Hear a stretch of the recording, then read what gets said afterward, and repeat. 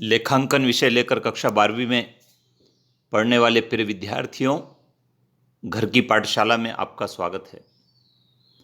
आज हम बात कर रहे हैं लेखांकन विषय के आयव्यय खाते के अध्याय पर। विद्यार्थियों, आपको बताना चाहूँगा, विगत वर्षों में आयव्यय खाते के अध्याय में शुद्ध चंदे की राशि की गणना से संबंधित प्रश्न पूछे गए हैं। कई सारे विद्यार्थियों को इस राशि की गणना को करने में कन्फ्यूज़न रहता है।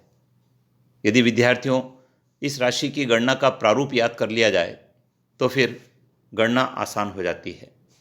आज की इस वीडियो में जहां हम प्रारूप की बात करेंगे, वहीं 2 अंकात्मक सवाल को हल करके भी देखेंगे कि किस प्रकार से शुद्ध चंदे की राशि की गणना की जाती है। आइए देखते हैं क्या है प्रारूप। ये विद्यार्थियों प्रारूप है और इस प्रारूप में विवरण और रकम नाम के 2 कॉलम बनाकर समझाया गया है। सबसे पहला लिखा है वर्ष के दौरान प्राप्त चंदा, ये सवाल में दिया होता है, प्लस इसमें जोड़ेंगे वर्ष के अंत में अदत्त चंदा और प्रारंभिक अग्रिम पूर्वदत्त चंदा। यदि ये चंदे होंगे तो हम इनको जोड़ देंगे और घटाएंगे वर्ष के प्रारंभ में अदत्त चंदा और वर्ष के अंत में प्राप्त अग्रिम चंदा। ये जो अग्रिम चंदा होता है ये आगामी वर्ष के लिए होता है। इन दोनों को घटा देंगे तो हम चंदे की शुद्ध रकम को ज्ञात कर लेंगे। फिर से रिपीट कर देते हैं। वर्ष के दौरान प्राप्त चंदे में वर्ष के अंत में अदत्त चंदा और प्रारंभिक अग्रिम पूर्वदत्त चंदा, इन दोनों को हम जोड़ देंगे और वर्ष के प्रारंभ में अदत्त चंदा और वर्ष के अंत में प्राप्त अग्रिम चंदा जो आगामी वर्ष के लिए होता है, इन दोनों को घटा देंगे तो चंदे से शुद्ध रकम ज्ञात हो जाएगी। आइए इस प्रारूप पर आधारित एक सवाल देखते हैं।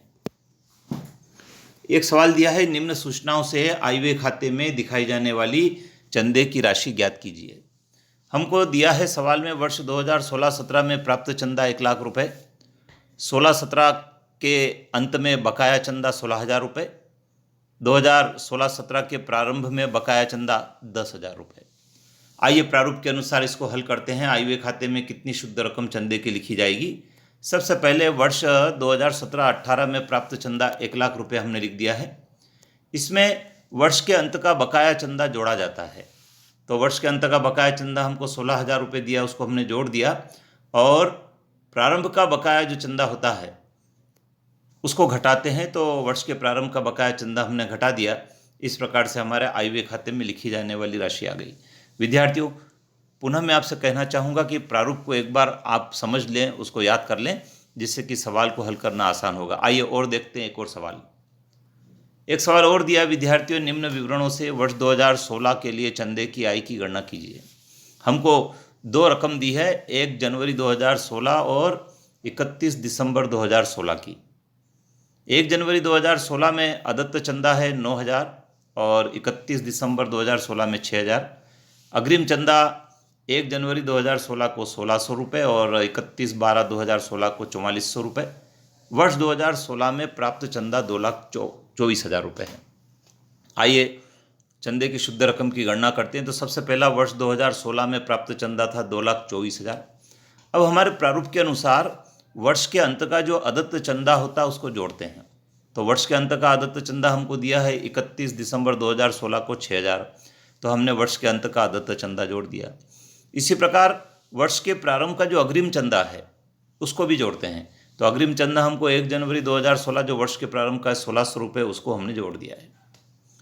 इसके पश्चात वर्ष के प्रारंभ का अदत्त चंदा, वर्ष के प्रारंभ का जो अदत्त चंदा है 9,000 रुपये, उसको हम घटाएंगे और इसी प्रकार वर्ष के अंत का जो अग्रिम चंदा है 4,400 रुपये, उसको भी हम घटा देंगे, तो हमारे चंदे से शुद्ध आय आ गई है।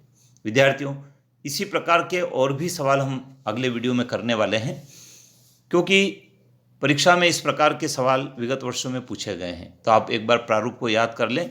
प्रारूप का आप एक बार स्क्रीनशॉट ले लीजिए, इसको नोट कर लीजिए, जिससे कि आपको चंदे की गणना संबंधी सवालों को हल करने में कोई परेशानी नहीं हो।